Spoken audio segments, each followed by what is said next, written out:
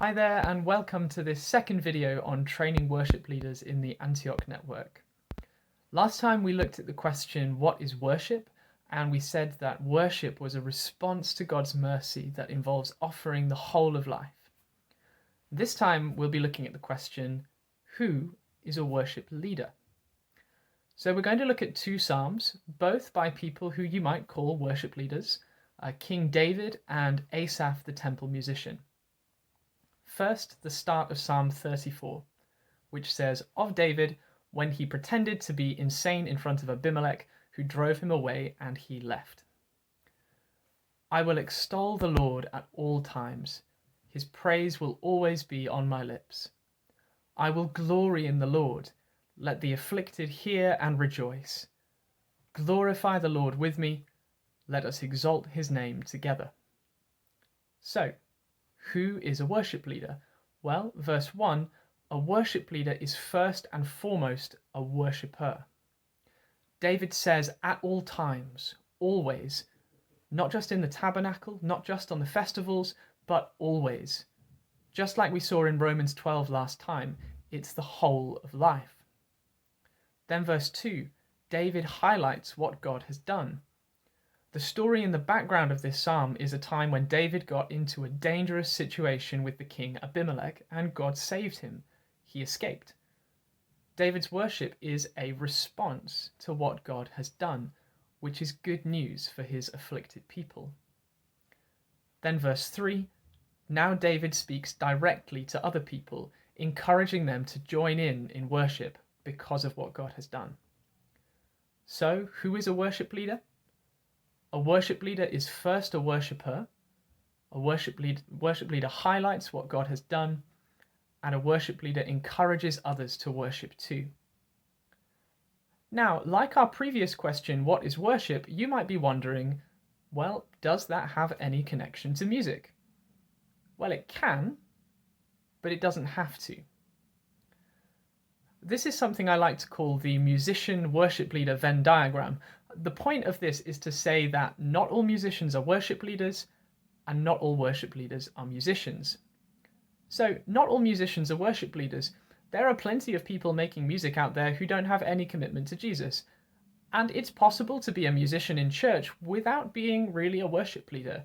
You can turn up, play the tunes, go home, but your heart isn't really in the game. It just becomes mechanical or task-focused. The prayer starts to leak out of the process, and I know what that's like. But it's also possible to be a worship leader without being a musician. You probably know people like this. They have a hunger for God's presence, their hearts are engaged, and they help other people to worship, often without even realizing it. Encourage these people. So, now let's move on and look at Psalm 73, which illustrates worship leading in a different way. This psalm was written by Asaph, who was the head of the temple musicians, and Asaph starts this psalm by saying how terrible the world is. He says, the wicked get rich, the righteous get nothing, it's no use following God.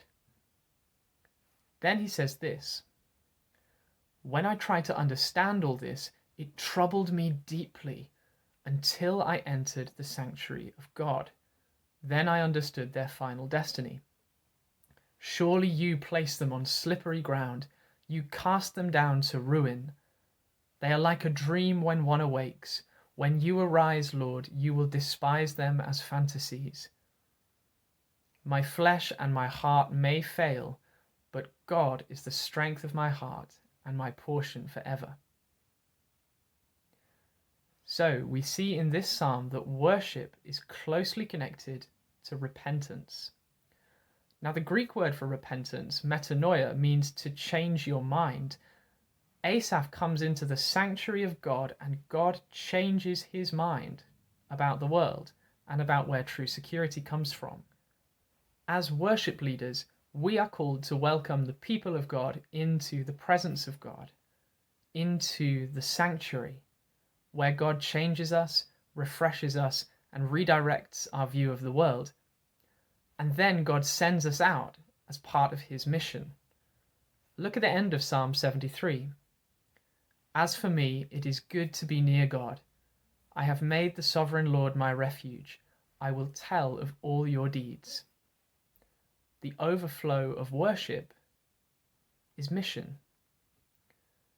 God changed Asaph's life, and Asaph responds by sharing the goodness of God with others. It's the same for us. The overflow of worship is mission. And the purpose of mission is worship. So let's sum up. Psalm 34. A worship leader is first a worshipper. A worship leader highlights what God has done. A worship leader encourages others to worship too. Not all musicians are worship leaders, and not all worship leaders are musicians. Psalm 73. Entering the sanctuary, God changes our minds in his presence. And finally, the overflow of worship is mission, and the purpose of mission is worship. So that's all for this video. Next time we'll look at the question, who are you leading, and the importance of understanding your church context.